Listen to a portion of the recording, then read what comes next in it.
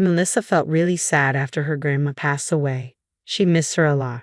Her grandma used to say that everything would be okay and that she believed in Melissa. Those were some of the last things her grandma said before she died. Melissa and her grandma lived together since Melissa was born. She never knew her parents and didn't want to make her grandma sad by asking about them. Melissa thought maybe her parents left her because they had other things to do. Lots of people visited Melissa's grandma. Some were nice and some were not. Melissa would stay in her room when they came over because she didn't want to bother them. She knew her grandma was helping them with things. As Melissa got older, she started to understand more about the world. She realized it was different from what she thought before. Melissa thought her grandma knew a lot of things that others didn't, and as she grew up, she started to understand those things too.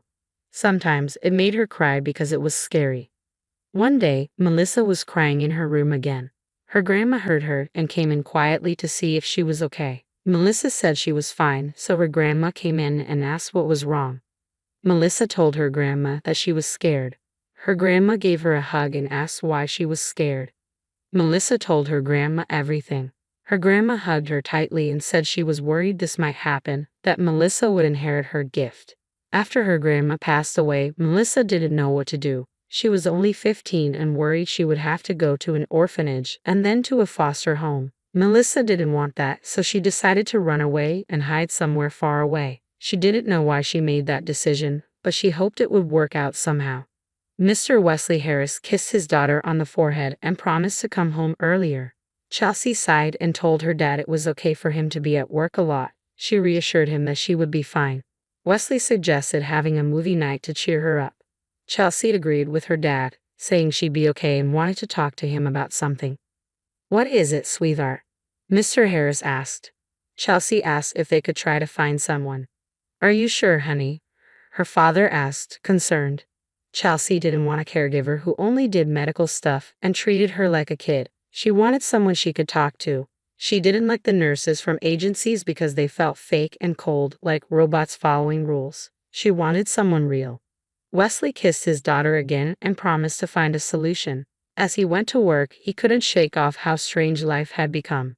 Just 5 years ago, he had a happy family, but now his wife had died in a car crash, and his daughter was seriously ill and bedridden. Despite spending a lot on her medicine, Chelsea's health was deteriorating, and the doctors weren't hopeful. At first, Chelsea's illness wasn't so scary. She got treatment and seemed like any other kid, but things took a turn for the worse. Chelsea started losing weight fast and became very weak. It had been a year, and she could barely leave her bed. Lately, she'd been in more pain, and it broke Wesley's heart to see her suffer. Despite doctors' prescriptions, the painkillers didn't seem to help much, and Chelsea was becoming resistant to stronger ones. When Wesley arrived at work, his driver asked if he could leave early because his wife was being discharged from the hospital. "Congratulations. Of course, go ahead. Let me know if you need anything," Wesley said. The driver thanked him and asked if he could take a day off tomorrow. "Sure, take it. By the way, is it a boy or a girl?" "It's a girl. We named her Melissa." Wesley smiled and complimented the name Melissa. He wished his driver congratulations again and headed to his office. Despite the bustling activity around him, life seemed dull and dreary at home. While others celebrated weddings and births, his family silently waited for what would come next. The hardest part for Wesley was staying strong and not crumbling under the weight of it all. He tried his best to support Chelsea and smiled as much as he could. Chelsea was smart and mature, handling her condition remarkably well. But it pained Wesley to see her confined to her bed, knowing there was little hope for improvement. His secretary interrupted his thoughts, asking him to sign some papers.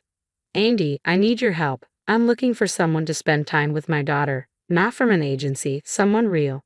"That's tricky. Maybe someone her age or someone in need of a place to stay," Andy suggested. "Yeah, we could try that. Okay, give me the papers," Wesley said, ready to explore this idea. Wesley finished his work early to keep his promise to Chelsea. He decided to stop by a convenience store to buy her some sweets, even though the housekeeper and doctor said she shouldn't have sugar. Wesley knew a chocolate bar would make her happy, even if it wasn't the healthiest choice. As he left the store, he noticed a girl standing outside who seemed troubled. Despite not looking homeless, Wesley felt she needed help. He approached her and asked if she needed assistance.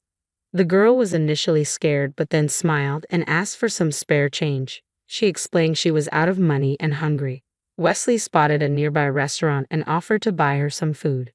"Thank you so much, sir. This is really embarrassing," the girl said. "No need to feel embarrassed. Let's get you something to eat," Wesley replied kindly. As they walked to the restaurant, Wesley couldn't help but think about the girl's age. She seemed to be about 15 or 16, just like his daughter Chelsea. But there was something in her eyes that made her seem bolder. The girl ate eagerly, and watching her made Wesley hungry too. Suddenly, he had an idea. "I'm sorry, I never asked your name," Wesley said. "I'm Melissa," the girl replied. "Melissa, where are your parents? Do you live with them?" Melissa paused. "I don't really know them. I used to live with my grandma in a trailer park, but she passed away 7 months ago, so I moved to the city." "Do you have somewhere to stay?" Wesley asked. Melissa shrugged. "I was staying with my grandma's friend for a while, helping out around the house, but then her kids took her to another city." "So, you're saying you have nowhere to go?"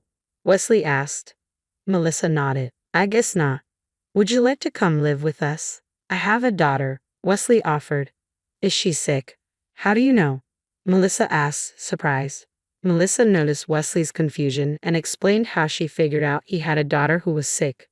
"You're pretty sharp. How old are you?" Wesley asked. "I'll be 16 soon," Melissa replied. "Do you have any identification with you?" Wesley inquired. "It's at the mall nearby. A nice janitor lets me keep my stuff there. Sometimes I help him clean and he lets me stay," Melissa explained. Wesley considered the situation. He liked Melissa. "So, what do you think? Want to come live with us? We have a nurse and a housekeeper. My daughter just needs someone to talk to," Wesley offered. "I understand. Yeah, I can do that," Melissa agreed. "You barely know me, yet you agreed to come with me," Wesley remarked. "Don't worry. I trust you," Melissa replied. "How much do you think I should pay you?" Wesley asked. "You don't have to pay me anything," Melissa said, kindly declining. Wesley thought Melissa was very innocent and genuine. They were in a car, driving past the bright lights of the city, and Melissa was gazing out the window. Wesley saw this as an opportunity to discuss his daughter. "So, Melissa, let me tell you about Chelsea."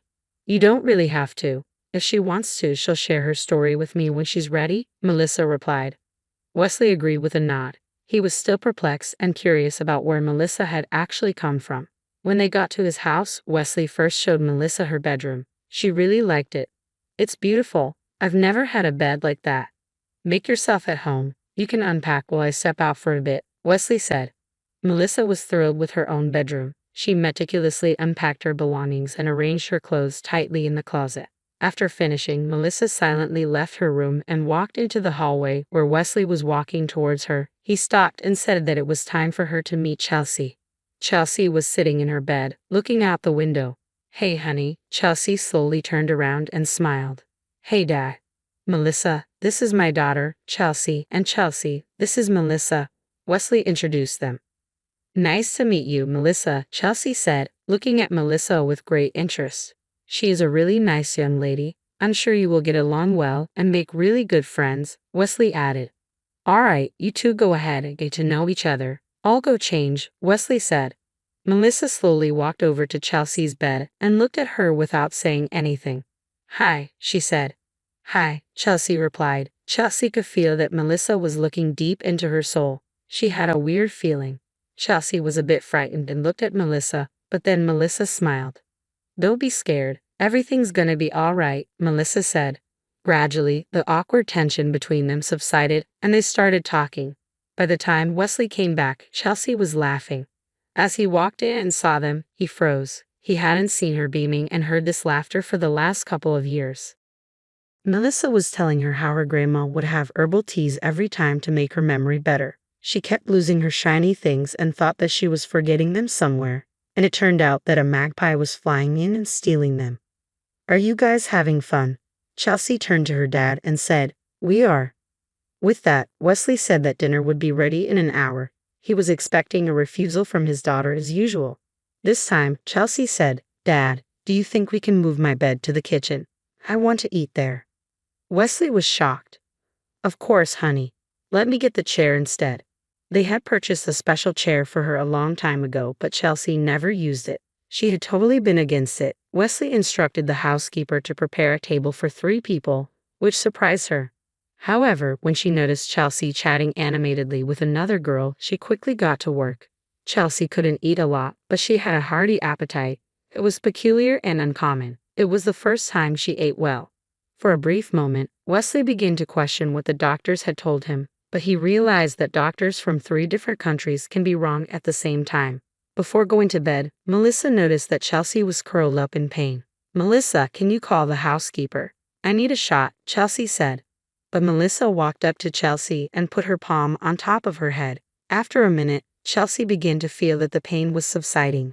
She had never felt anything like that before. She wanted to ask how Melissa was doing that, but she couldn't.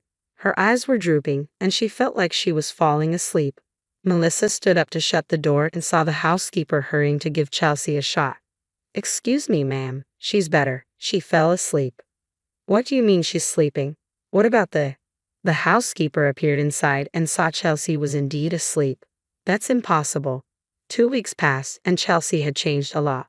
Wesley was astonished. He saw how Melissa was leading her by the hand carefully. For the first time in the last few years, Chelsea got out into the yard.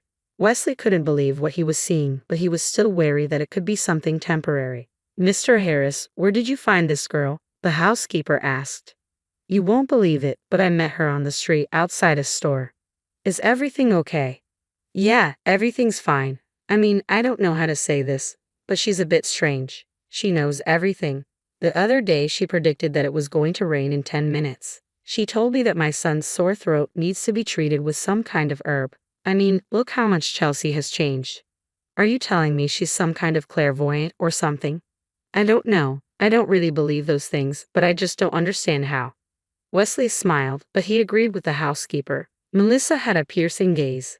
In the morning, Wesley was getting ready for work. Melissa walked out to him from her room. "Mr. Harris, do you have to go to work today?" "Yes. Is everything okay? Can you stay home today, please?" "Why, Melissa? What's going on?" "I have a lot of things to do at the office." Melissa kept begging him not to go anywhere and to tell his driver to stay in the city today. Wesley didn't know why he agreed to listen to her. In the end, he decided he could probably work from home today. When he turned on the TV, he saw that there was a terrible accident on the highway involving a dozen cars. It happened exactly at the exit he was supposed to take and at around the time he usually passes through that area. He immediately got a call from his driver. The driver talked for a while and thanked Mr. Harris for letting him stay in the city today. Wesley got up and headed for Melissa's room. He couldn't take it anymore. He really wanted to know who she really was. He knocked on her door, but there was no response. Then he walked towards Chelsea's room, and as he was approaching, he heard loud noises. They were arguing about something. He stood behind a slightly open door and looked through. Melissa was shouting at Chelsea. "Get up now." "I can't." "Who told you you can't?" "But I'm really sick. I can't walk." "I'm not supposed to walk." "But you're still alive. Give me your hand." Wesley froze because Chelsea put her right foot on the floor, then the left, and then she got up. She wobbled immediately, and Wesley was about to lunge, but Melissa had already had her shoulder up for her. "There you go. Good job, Chelsea," Melissa told her. "And you were telling me you were destined to be in bed." Chelsea burst out laughing.